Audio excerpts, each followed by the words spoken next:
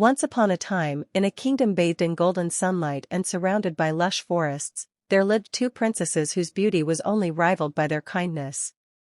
Princess Aliyah, the elder, was calm, wise, and thoughtful, while Princess Syra, the younger, was lively, brave, and full of laughter. Though their lives were filled with luxury, jewels, and silken gowns, their hearts were never blinded by wealth. From a young age, they understood that true happiness came not from riches or titles, but from love, compassion, and helping those who could not help themselves. Not far from the castle, beyond rolling hills and a sparkling river, lay a small, humble village. In one of its smallest homes lived a poor mother and father with two young children. Their lives were a continuous struggle. The father, Rayhan, was a laborer, spending long days in the fields under the harsh sun, earning just enough to provide a meager meal. The mother, Zoya, worked tirelessly at home, mending clothes, collecting firewood, and doing small jobs for neighbors, but it was never enough. The walls of their home were thin, and the cold nights and torrential rains seemed determined to test their resilience. Despite their suffering, Rayhan and Zoya were never bitter. Their love for each other and for their children shone brightly through every hardship.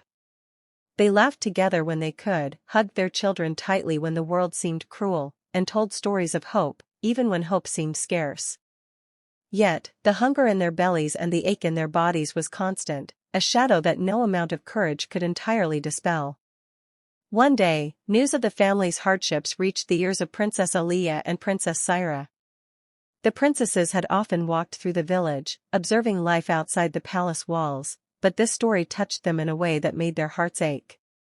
They could not imagine the pain of parents who loved their children deeply but were powerless to protect them from hunger or illness. Without hesitation, the sisters decided to help.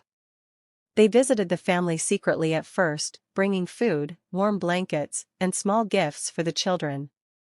They laughed and played with the little ones, who had almost forgotten the sound of happiness in their home. Rayhan and Zoya were overwhelmed by the kindness of these strangers. Tears filled their eyes as they tried to express their gratitude, but words often failed. The princesses did not give these gifts for recognition, they simply wanted to ease the suffering of a family who had endured so much.